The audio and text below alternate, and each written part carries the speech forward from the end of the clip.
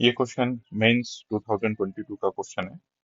और इसमें ये दिया गया है कि हमारे पास में एक सिलेंडर है, और वो जो सिलेंडर है उसमें चार्ज जो है यूनिफॉर्मली डिस्ट्रीब्यूटेड है, और उसकी डेंसिटी दे रखी है हमको रो। तो यहाँ पर चार्ज जो है यूनिफॉर्मली डिस्ट्रीब्यूटेड है, और इसका डेंसिटी हमको रो देके रखा हुआ है। इस सिलेंडर का जो रेडियस है वो कैपिटल आर दिया हुआ है, और एक चार्ज पार्टिकल है क्यू जो कि इस सिलेंडर के अबाउट रिवॉल्व कर रहा है। तो यहाँ पर मैं एक चार्ज पार्टिकल मान लेता हूँ। वो चार्ज पार्टिकल जो है ऐसे रिवॉल्व कर रहा है। अब यहाँ पर जो चार्ज है वो, और ये वाला जो चार्ज है वो अपोजिट नेचर का होना चाहिए, तभी ये रिवॉल्व कर पाएगा। क्योंकि अगर यहाँ पर पॉजिटिव चार्ज है और यहाँ पर नेगेटिव चार्ज है तो ही ये रिवोल्यूशन पॉसिबल है। तो अब हम क्या करते हैं, देखिए ये जो सिलेंड्रिकल एलिमेंट दिया हुआ है, इनफाइनाइट वायर मानना है हमको। अगर मैं इसके बाहर चला जाऊंगा यहाँ पर, तो मैं इसको एक इनफाइनाइट वायर मान सकता हूँ, और यहाँ पर मैं इलेक्ट्रिक फील्ड लिख सकता हूँ। और यहाँ पर इलेक्ट्रिक फील्ड होगा lambda upon 2 pi epsilon naught R. R जो है वो यहाँ से दूरी हो गई। लेमडा जो है वो चार्ज पर यूनिट लेंथ है। मतलब इस लेंथ में जो भी चार्ज है उस चार्ज को मुझे लेंथ से डिवाइड कर देना है, तो वो मुझे लेमडा दे देगा। और इन्होंने दिया क्या है हमको, इन्होंने हमको दिया हुआ है density, volume density, charge volume density आप ऐसा मान सकते हैं। तो मैं पहले पता कर लेता हूँ कि इसमें चार्ज कितना है, और उस चार्ज को मैं मान लेता हूँ क्यू। तो ये वाला जो एरिया हो गया वो हो गया पाई आर स्क्वायर।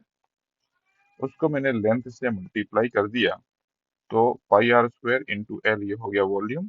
वॉल्यूम में मैंने चार्ज डेंसिटी मल्टीप्लाई कर दी, तो वॉल्यूम इंटू चार्ज डेंसिटी, ये मुझे मिल जाएगा टोटल चार्ज। टोटल चार्ज, इसमें कितना चार्ज है क्यू, वो मुझे मिल गया। अब इस क्यू चार्ज को मैं अगर लेंथ से डिवाइड कर दूं तो क्यू बाई एल ही जो है वो है लेमडा। तो लेमडा का वैल्यू मुझे पता चल गया।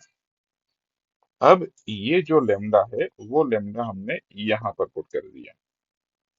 ये देखिए, ये लेमडा का वैल्यू हमने यहाँ पर पुट किया हुआ है। ये रहा लेमडा जो हमने निकाला है। बाकी 2 पाई एप्सिलॉन नॉट आर नीचे रहने दिया। अब ये वाला जो पार्टिकल है जो कि सर्कुलर मोशन कर रहा है, तो वो सेंटर की तरफ एक्सेलरेटेड है। तो उसका एक्सेलरेशन कितना होगा, उसका एक्सेलरेशन होगा M V square by R. R जो है वो इस सिलेंडर की रेडियस नहीं है, जो सर्कुलर मोशन कर रहा है उसका रेडियस है।